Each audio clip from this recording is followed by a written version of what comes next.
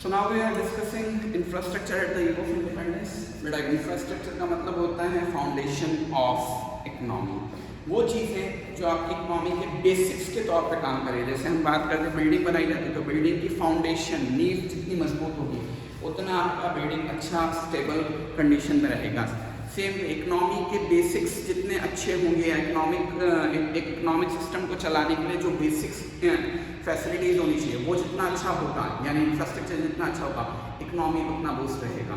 Poverty वाले chapter में भी हम डिस्कस कर सकते हैं इंफ्रास्ट्रक्चर दो तरीके का होता है। एक इकोनॉमिक जो बिजनेस और इकोनॉमिक एक्टिविटीज़ और कमर्शियल एक्टिविटीज़ को बूस्टअप करने में काम आता है, पावर, बैंकिंग, कम्युनिकेशन, इंश्योरेंस, ये सारी सर्विसेज, ठीक है। ट्रांसपोर्टेशन भी इसी में आ जाएगा। जबकि सोशल इंफ्रास्ट्रक्चर में आपके एजुकेशन, हेल्थ केयर, सैनिटेशन, ये सारी फैसिलिटीज़ होती हैं जो आपके सोशल आउटकम को और जिसको हम कह सकते हैं ह्यूमन कैपिटल फॉर्मेशन वाले टॉपिक को भी हिट करती है। अब देखिएगा, जब ब्रिटिशर्स हमारे यहाँ वर्किंग कर रहे थे और 1947 में जब हमें वो छोड़ के गए, तब तक हमारे यहाँ उन्होंने दो चीज़ें अच्छी की। एक तो रेलवे और सी पोर्ट्स हमारे यहाँ बनाए। लेकिन एक बात आपको ध्यान रखनी पड़ेगी, मैंने आपको चैप्टर की शुरुआत में भी और इनमें भी बताया था कि ब्रिटिशर्स ने अगर इंडिया में कोई भी काम किया तो उनका सिंगल मोटो ये था कि उससे ब्रिटिशर्स का फ़ायदा होना चाहिए। अगर उनसे उस चीज़ को करते समय ब्रिटिशर्स का या ब्रिटिश एम्पायर का, ब्रिटेन का फ़ायदा होता देखा तो उन्होंने उस काम को किया। तो ये मत सोचिएगा कि ब्रिटिशर्स ने हमारे यहाँ रेलवेज और सी पोर्ट्स डेवलप किए तो वो हमारे डेवलपमेंट के लिए थे। नो, रेलवेज और सी पोर्ट्स उन्होंने क्यों डेवलप किए? रेलवेज के थ्रू उनको इंटरनल ट्रेड में मदद मिलती थी। आप जानते हैं रेलवेज ट्रांसपोर्टेशन का एक फास्ट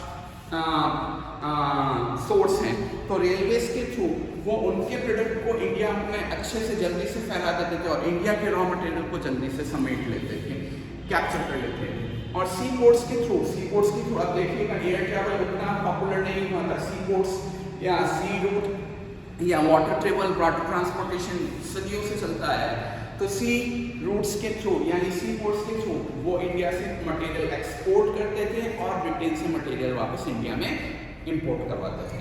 तो ये उनका मेन एम था कि इससे उनको खुद को इंटरनल और एक्सटर्नल ट्रेड में फ़ायदा मिलता था, इसलिए उन्होंने ये चीज़ इतना बड़ा खर्चा किया। बाकी इंडिया के डेवलपमेंट की बात नहीं सोच रहे थे।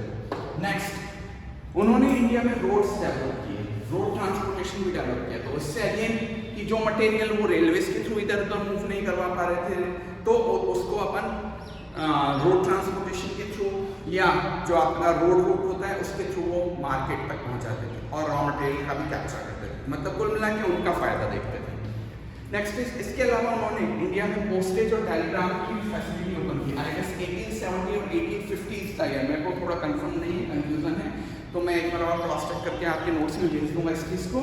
तो इंडिया में पोस्टल डिपार्टमेंट ब्रिटिशर्स का ही शुरू किया हुआ है और इसको उन्होंने क्यों किया तो अब आप खुद समझते हैं बेटा। कम्युनिकेशन, इंफॉर्मेशन जितनी क्विकली एक जगह से दूसरी जगह मूव करेगी उतना फायदेमंद होगा। तो एडमिनिस्ट्रेशन में उनको बहुत इससे हेल्प आउट मिलती थी।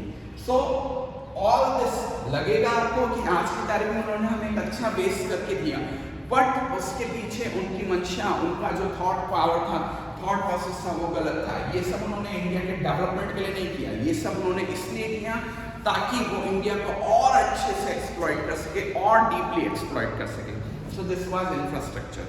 Now when they have launched railways in India तो उसके कुछ पॉजिटिव्स भी हमें हुए, कुछ नुकसान भी हुए।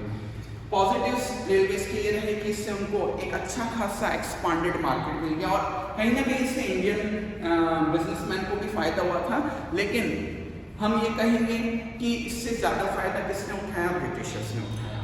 दूसरा, इससे कमर्शियल एग्रीकल्चर में हेल्प मिली।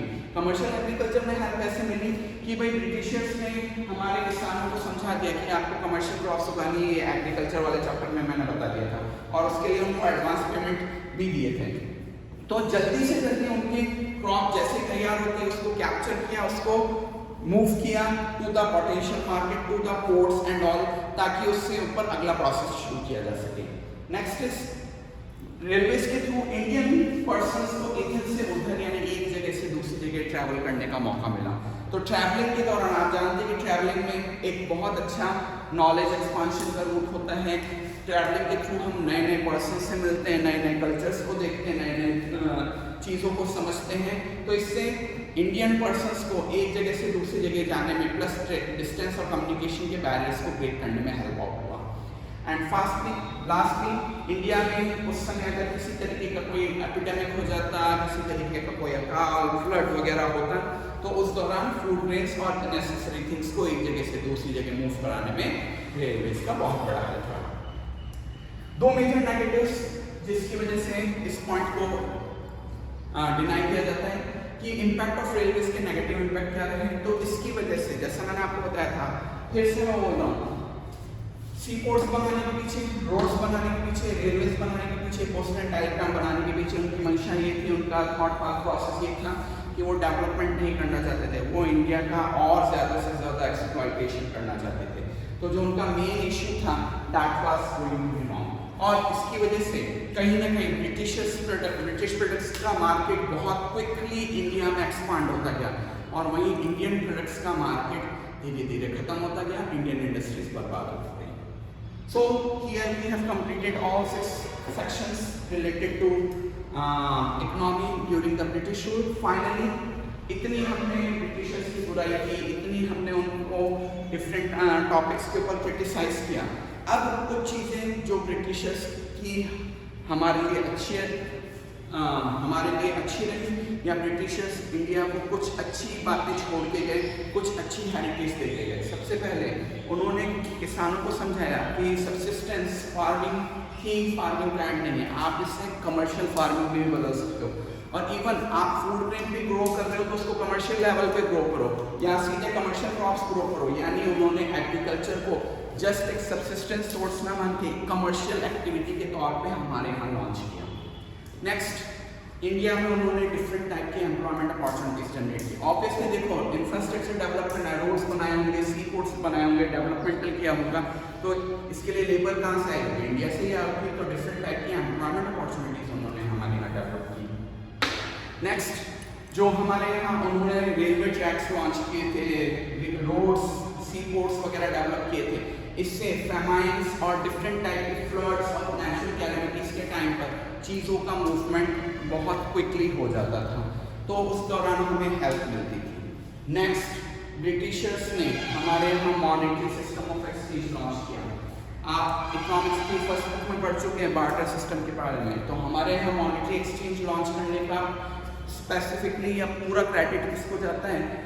आपके ब्रिटिशर्स को जाता है। इवन आपका जो रिजर्व बैंक ऑफ इंडिया है 1935 में उसकी स्टैब्लिशमेंट हो गई थी, और भी उन्होंने डिफरेंट बैंक्स की स्टैब्लिशमेंट इंडिया में की।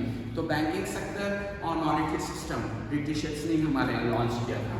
एंड फाइनली उन्होंने हमें समझाया कि कंट्री को संभालते कैसे। एक सिंपल सा फैक्ट सोचो, हमने ब्रिटिशर्स को बार बार क्रिटिसाइज किया, उन्होंने हमारा ये किया, बट इसको आप मैनेजमेंट के स्टूडेंट हो तो खुद सोचो कि वो अपनी कंट्री छोड़ के हमारी कंट्री में आए और धीरे धीरे उन्होंने हमें कैप्चर कर लिया और 200 से ज़्यादा सालों तक हमें गुलाम बनाए रखा, चाहे किसी भी तरीके से ट्रीट किया। तो कहीं ना कहीं तो उन पर्सन्स का वो है इमेजिनेशन था, मैनेजमेंट था, उनमें एफिकेसी थी, जिसकी वजह से वो इतने साल तक हमारे यहाँ टिक पाए।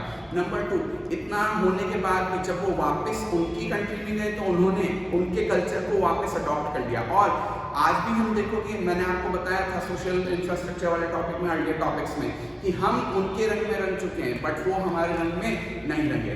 तो इट मीन्स कहीं ना कहीं हमारी भी कुछ प्रॉब्लम्स थी जिनकी वजह से उन्होंने हमारा फायदा उठाया। So this was your first chapter which is going to be base of all other chapters in this particular book. Have a close look into this chapter, and if any query persists, feel free to talk to me.